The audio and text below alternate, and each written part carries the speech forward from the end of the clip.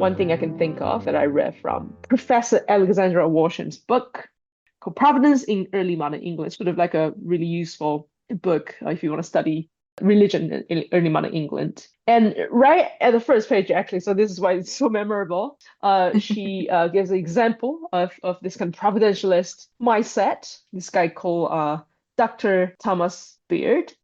He published a book called The Theater of God's Judgments. And these type of titles, these kind of providentialist topics are very kind of commonplace at the time. And it was basically an anthology of anecdotes of divine vengeance upon sinners, upon evildoers, from kind of biblical times, really, all the way to their times, so kind of 16th, 17th century England. And one of these like really interesting stories is a Sabbath breaker. You have this gentleman who always went out hunting during Sunday service. So he never went to church to listen to sermons. Instead, he'll go out with his hounds while the preacher was preaching in church. And Dr. Beard, in this little book, he said, well, because of this impiety, God punished this gentleman by causing his wife to bring forth a child with a head like a dog, because he liked his hunting dogs so much that now he has a child that looks exactly like a dog. And this is because he preferred his dogs over the service of God. I think that's quite a typical reading of unfortunate things happening to you. That if you happen to have a disease, you happen to be disabled, if something really bad happened to you, people could point to things in your life. You're not doing this really well. You're not doing this well, and this is what has happened to you. And that kind of burden, that I think is still quite commonplace today. We're also there back in kind of Puritan times, and I would say that was really quite common.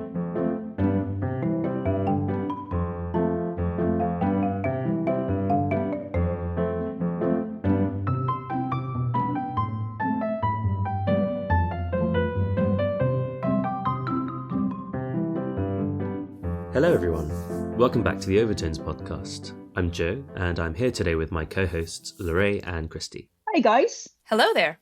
If you're new to the podcast, our goal is to investigate and celebrate the diverse unity of the Christian church around the world. That's right. We speak to academics, church workers, and lay people from across the global church in order to highlight lesser heard voices and grow in love for our brothers and sisters around the world.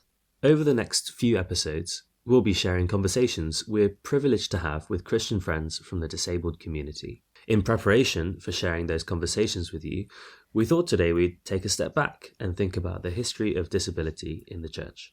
Yes, we're really excited to be having these conversations. It's been such a privilege to have these interviews that we're going to be sharing with you very soon. Today, I thought we'd just start with thinking very broadly about disability in the Bible. We see disabled people and people with permanent or temporary disabilities popping up all throughout the Bible. And we want to be sure that we're thinking about disability in a truly biblical way. So it seems like a good place to start. Christy, Joe, where would you start if we're thinking about disability in the Bible? Where would you go first?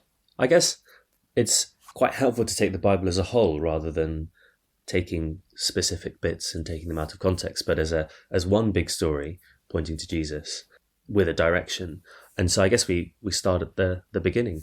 We start with creation, and we hear over and over again that the world that God created was good. And we hear that human beings are very good in Genesis. But then we see in Genesis 3, the fall or the curse, and we see that sin enters the world through Adam and affects everything, both our bodies, the physical, but also our relationships with each other and with God and with our world.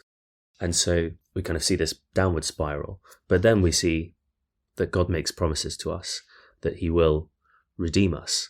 And eventually Jesus does come, and he promises this redemption through death and into life.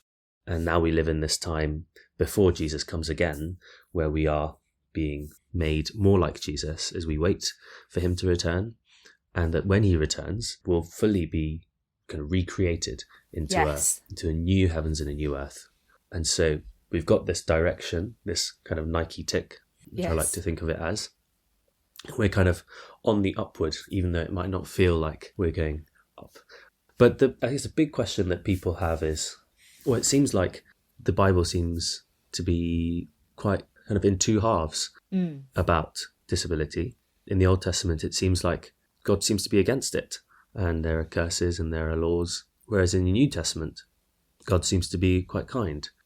And I guess that's where we could start and think about that. We see in the Old Testament, there are lots of these laws which prevent people who have disabilities or who are unclean to approach God or to give sacrifices, or we even think about sacrifices that have to be unblemished to be acceptable. And I guess that's where we see God's holiness, his really unapproachable holiness that separates us from him, which can be a really challenging thing to think about. What do you guys think? Yeah, I think some of those passages in Leviticus, they can be quite hard to look at. Do you have Leviticus 21 in front of you, Joe? Yeah. I guess there's this requirement of perfection that we see in Leviticus. I'm just going to read just bits from chapter 21. God says, "No man of the offspring of Aaron the priest who has a blemish shall come near to offer the Lord's food offerings, since he has a blemish.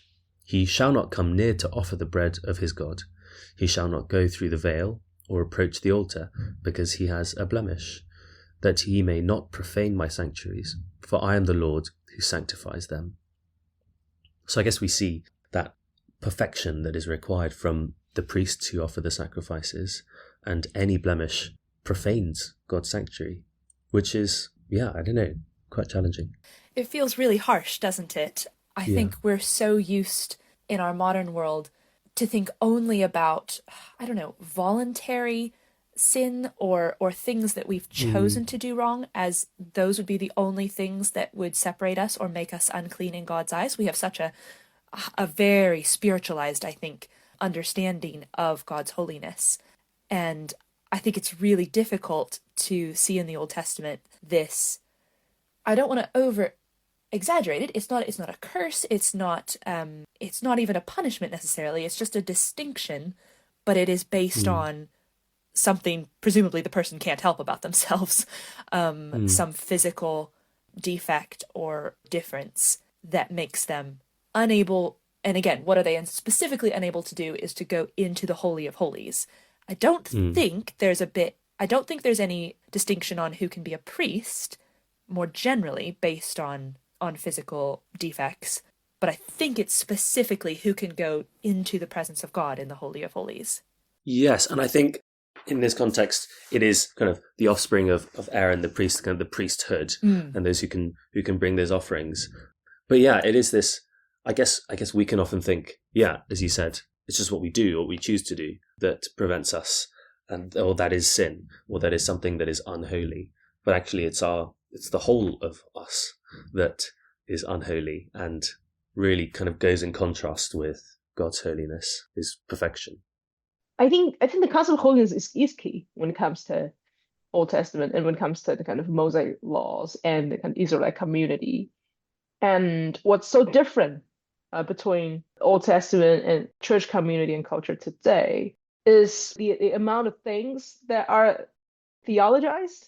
And I do think when it comes to kind of disability, it doesn't necessarily have to be disability, but things like, like blood, for one. And so when it comes to women's having periods and other types of injuries, they're not necessarily disability, but they are still theologized in order to represent the kind of perfection and holiness of God and as God's people.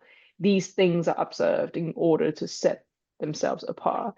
And I think disability sort of comes in as part of that symbolism. Obviously, very difficult to comprehend today or to appreciate today. But we just sort of have to recognize the theological importance of it. Yeah, and I wonder if part of that emphasis is we are not like God. Yeah. It's to show us that we can't live alongside God just in the state that we are.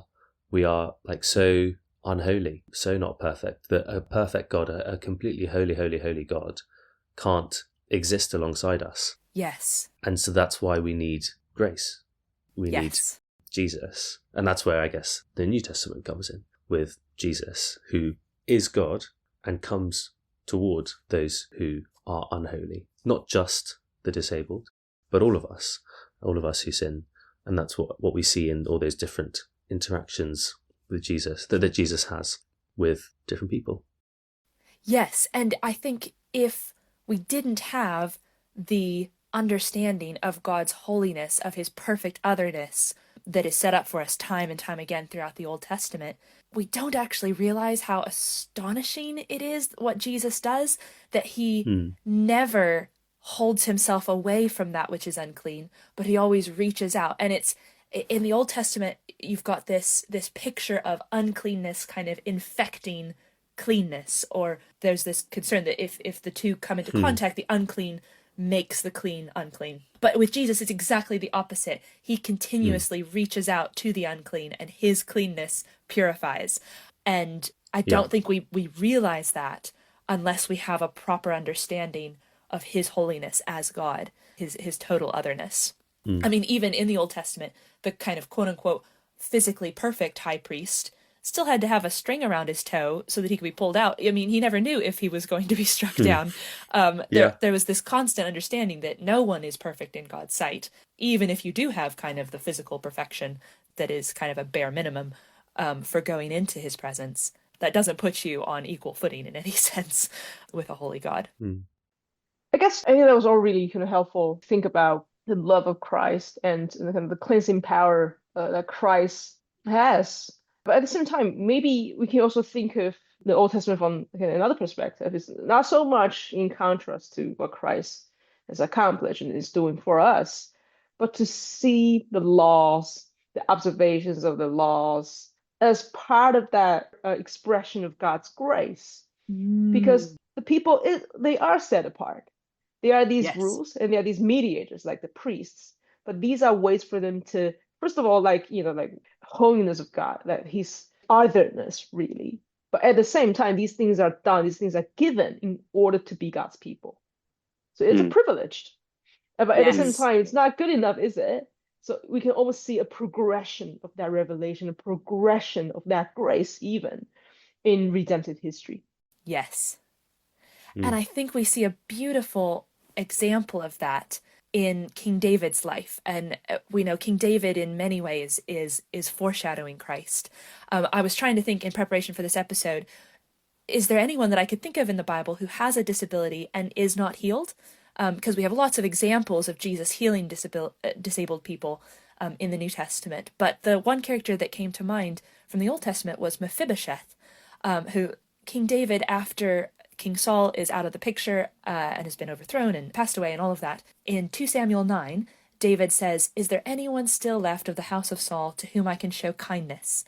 So he's actively looking for his old enemy's family members to show kindness to. And it turns out there's one left, one grandson of Saul called Mephibosheth, and he is lame in both feet because as a baby his nurse was carrying him and running away and dropped him.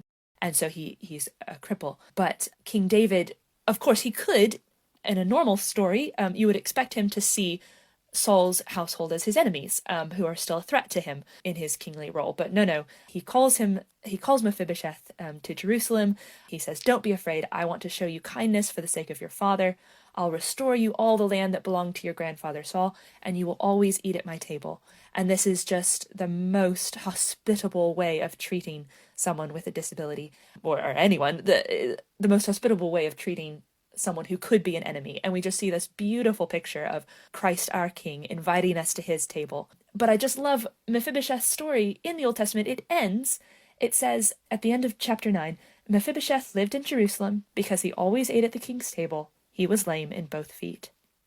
And there's this reminder that David can't solve all of Mephibosheth's problems, but he gives him such grace in welcoming him into his family, welcoming him to his table. And I think in the way that the Old Testament often does, there's a little bit of a anticlimax at the end. It's not perfectly happy. It's not all resolved, but there's this pointing forward to the true king who invites us to his table, even though we, in so many ways, are cripples in a spiritual sense, or some of us in a physical sense. We are unclean. We are unholy in the presence of a holy God. But he invites us to his table, and one day, of course, we are all going to be healed of everything that causes us any defect. Hmm. Yeah, I like that. And I think the story is also so beautiful, obviously because of the contrast, and it kind of shows you that grace and honor are they were not inherent in Mm. the character at hand, and that in some way is also, I guess, a reflection, like you said, LaRae, of our redemption. It is alien to us, whatever righteousness that are imputed. Whereas if we look at ourselves, we're very much spiritually lame. We're spiritually completely helpless. I guess coming back to New Testament, we see a slightly more or slightly less unresolved story in Mark 2, where Jesus encounters this paralytic who's lowered down through the roof and is requiring is clearly requiring healing from his paralysis. But Jesus, he he kind of cuts straight to the point. He sees their faith. And he says, and you expect to hear, "Son, your paralysis is healed." Right. But instead he says, "Son, your sins are forgiven." And then he heals this man of his paralysis to show that he can forgive sins too. And I guess we see there the slight more importance of this inward spiritual paralysis. Yes. Or inward spiritual sin that we have that separates us from our Father. And that is what Jesus has come to solve. And and he shows us that through his power over sin too, and his power over paralysis. And that kind of gloriously points us forward to the resurrection, where Paul talks about kind of our body that is sown perishable, it's raised imperishable, it's never going to break down, it's going to be sown in dishonor but raised in glory. Our bodies, we all know our bodies, that they break down. Yes.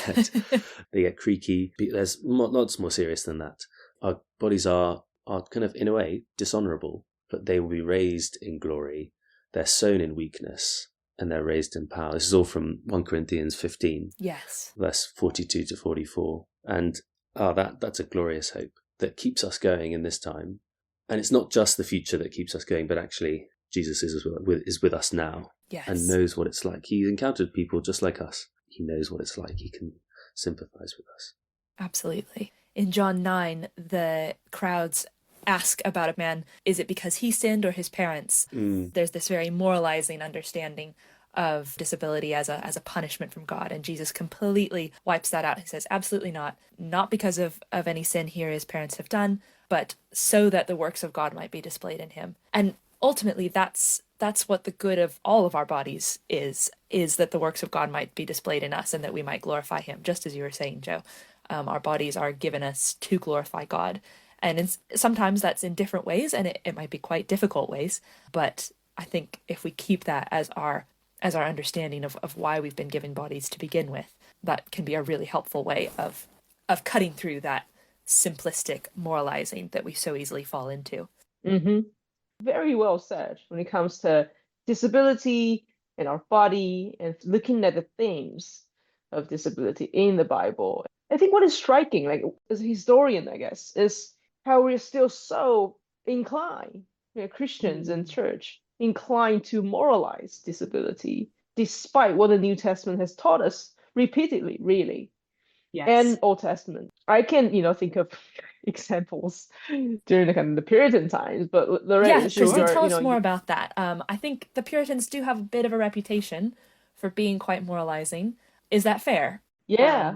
Okay. I think it is actually. Unfortunately, I think instead of sort of zooming in on disability as a problem, I think there's a broader worldview in which they're immersed, and through that worldview, they look at disability negatively a lot of times.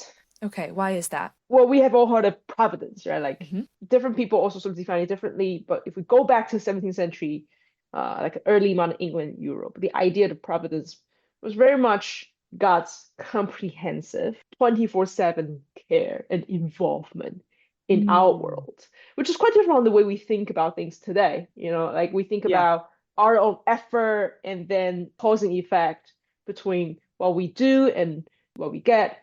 There is that as well, but the idea is that God is the overseer of everything, and whatever cause and effect we're We're there because God wants things to happen according to his will. And human response became really important because everything we see, from what we do to what we receive to natural phenomena, natural disasters, disease, everything is God's message to us, is the way for God to guide us. Mm. Well, they could acknowledge that God can guide us through suffering. They are not completely unaware of that. Like, God could use warfare, plagues to bring people back to him, and suffering can also be imposed on the righteous and true believers for their own benefit. But still, very often, this kind of providentialist worldview and mindset comes in when they interpret negative things, such as earthquake, a fire, a disability. What was sort of part of that? Why do you think that is? Why? I just don't quite understand how Christians can read the New Testament, can read Job, can read all these places in the Bible where that kind of argument is exactly dissected. That's the argument of Job's friends, that the good people are blessed and bad people are punished. That's the way God works. And God just clearly says they are wrong. Job was the one who was right. And that conversation Jesus had about it's not because of his sin or his parents. Why do you think throughout the history of the church we so often fall back into this moralism? That's a really good question, LaRae. I think if we go back to church history, what we do realize is that there's this Christianity as true faith, as the biblical faith. And then we look at the Bible and we sort of believe what's said, and that's faith. But we also have Christianity as culture. And I do think we have a Christian culture that was not entirely biblical. And that's, again, like, that's every age, every time, everywhere, really.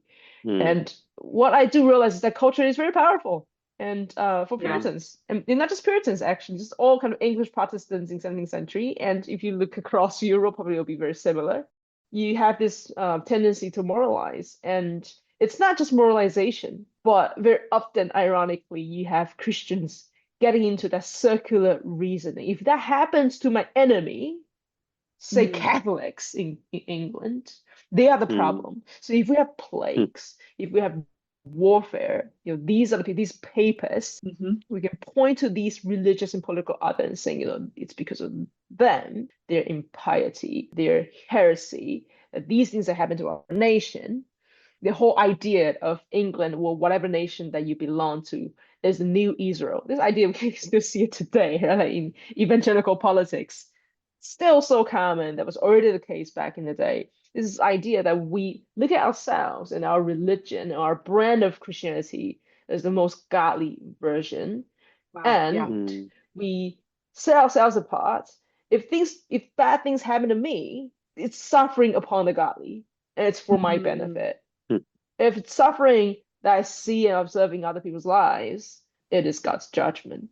You have this circular reasoning, that reinforce myself as a godly minority, which was really, unfortunately, what Puritans were notorious for. They have this intense, providentialism was commonplace, but Puritans are well known for their particularly intense version of providentialism, and they got into this circular reasoning all the time. That is really well put, Christy.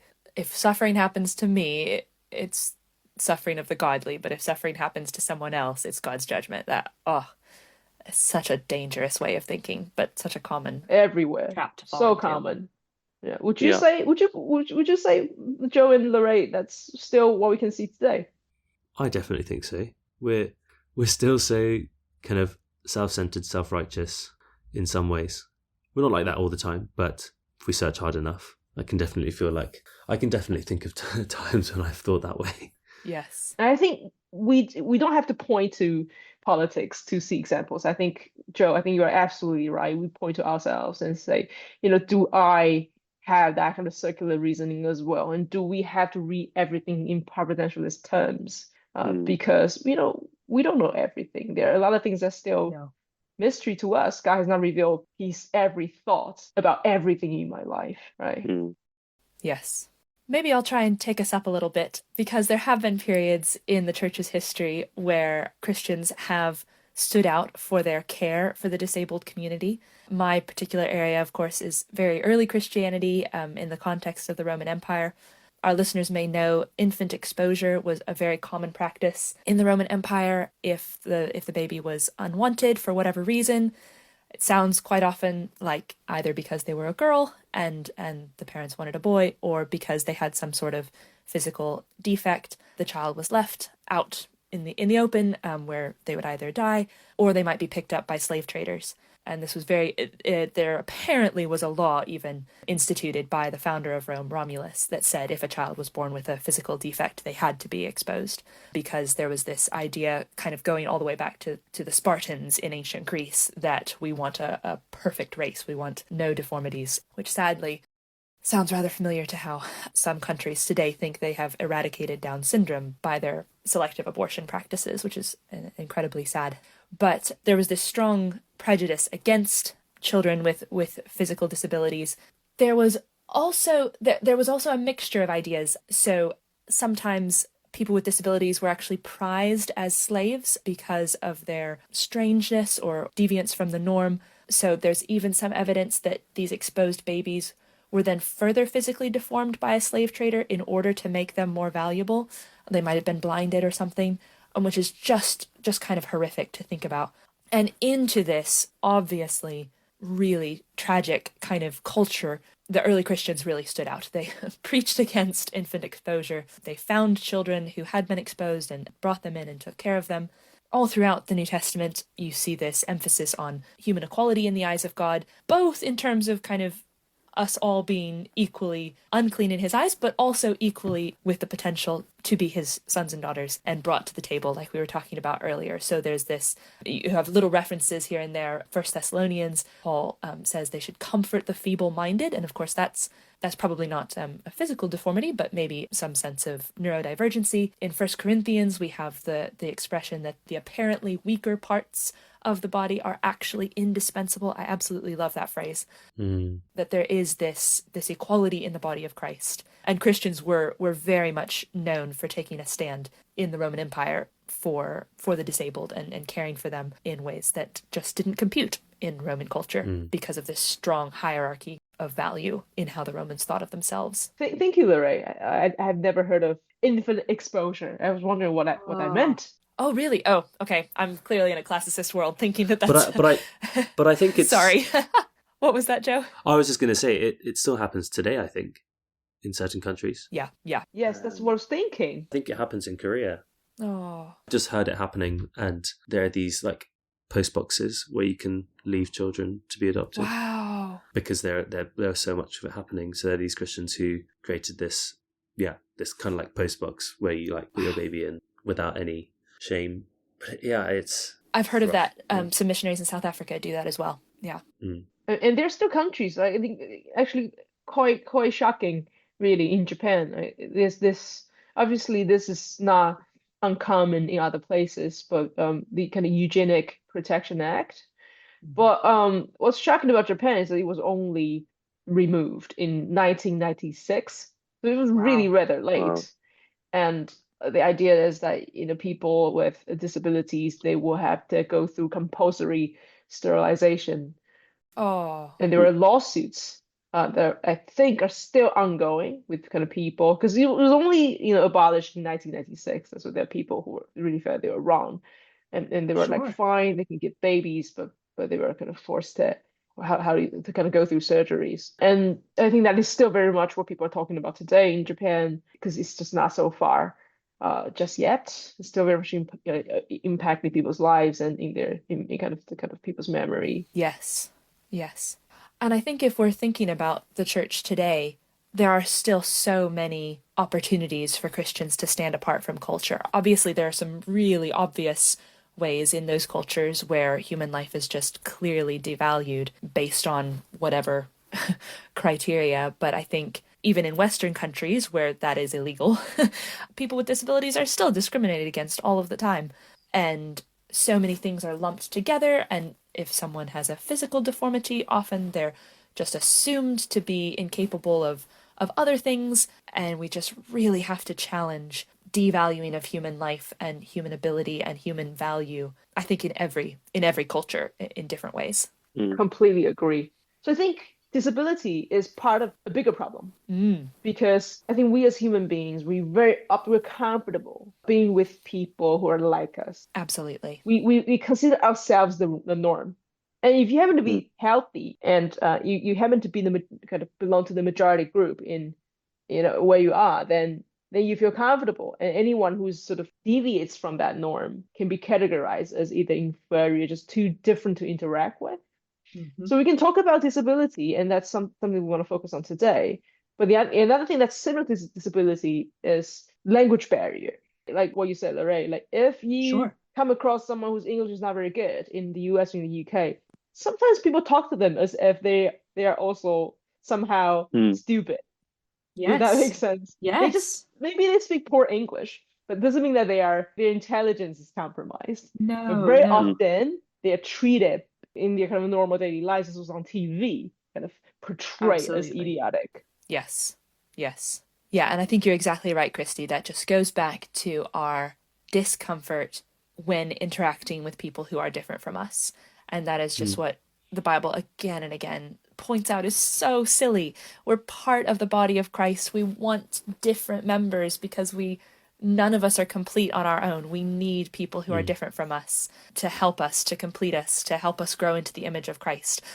Each of us individually is growing into the image of Christ, and the church as a whole is growing into the image of Christ through all of the different parts working together and valuing each other. As Paul says, we weep when one weeps, and we cry and we rejoice when one rejoices.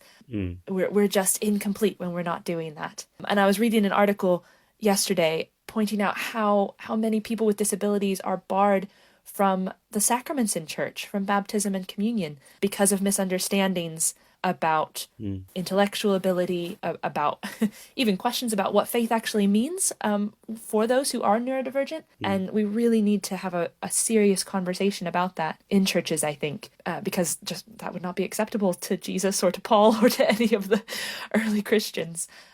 What are the things we can do, I think, practically? I think I'm sure our listeners agree with us in terms of the problem that we identify and the culture that we are all sort of part of, and the kind of social evils that we're all guilty of. What can we do practically as Christians, both in church and outside of church? I guess the first thing we can do is reflect on whether we actually believe the gospel for what it is, and actually whether we view God as who he is too. I think those things always shape how we interact with the people around us. And if we truly, really believe that God is a God of overflowing grace, that God is the one who's given us a church that has so many different parts, if we really believe those things, then our interactions with people will be transformed. But yeah, all too often, I think our interactions, or even what we think of people, what's going on in our heads and hearts when we interact with people, probably tells us that we don't believe those things, or at least we don't fully believe them. And so I guess it's starting by praying for that sanctification, for God to change us to be more like him, especially in his heart for people who are not like us. But then actually having a conversation with those people, interacting with them, treating them just like any other person.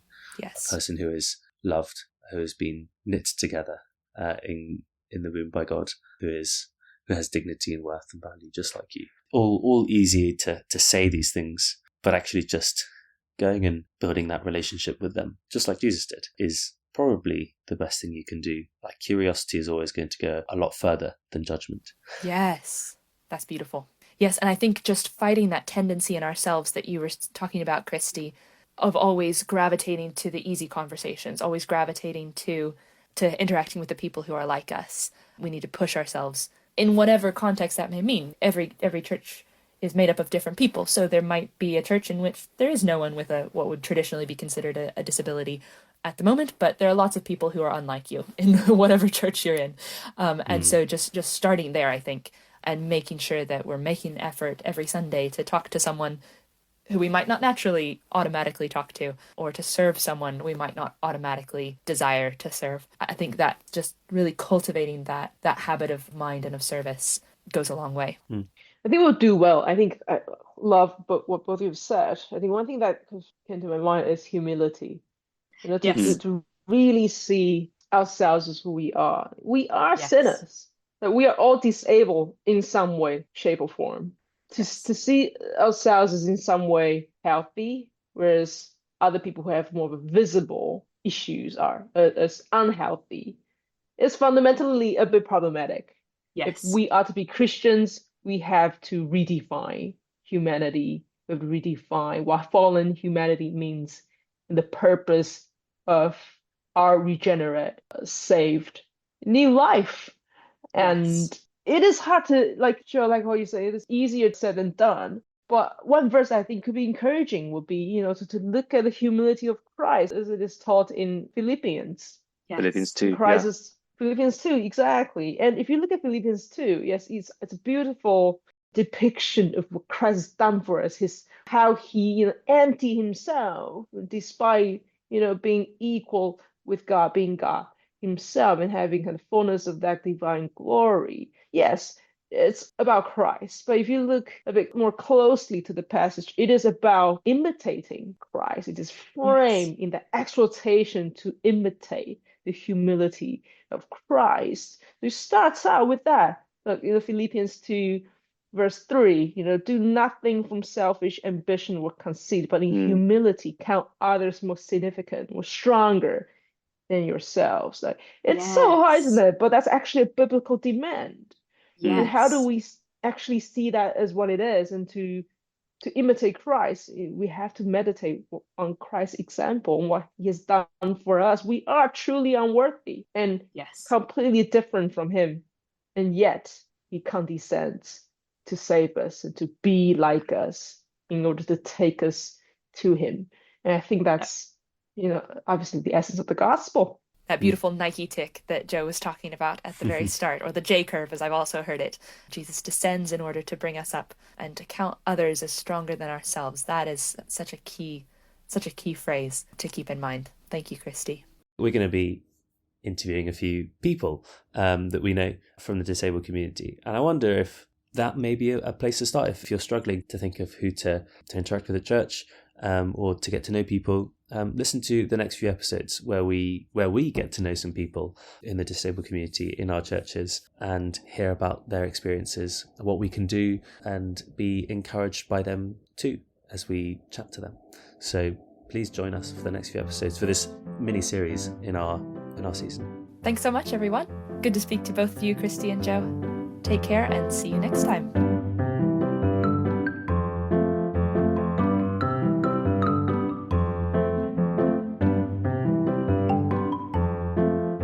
Thanks for tuning into the Overtones Podcast today. Make sure to subscribe and tune in to the next episode on your streaming platform of choice. Follow us and share our podcast with your friends on Facebook and Instagram. You can find us on both platforms as Overtones Think Tank. And if you'd like to get in touch with feedback, comments, or other ideas, our email address is podcast@overtonesproject.com. See you next week.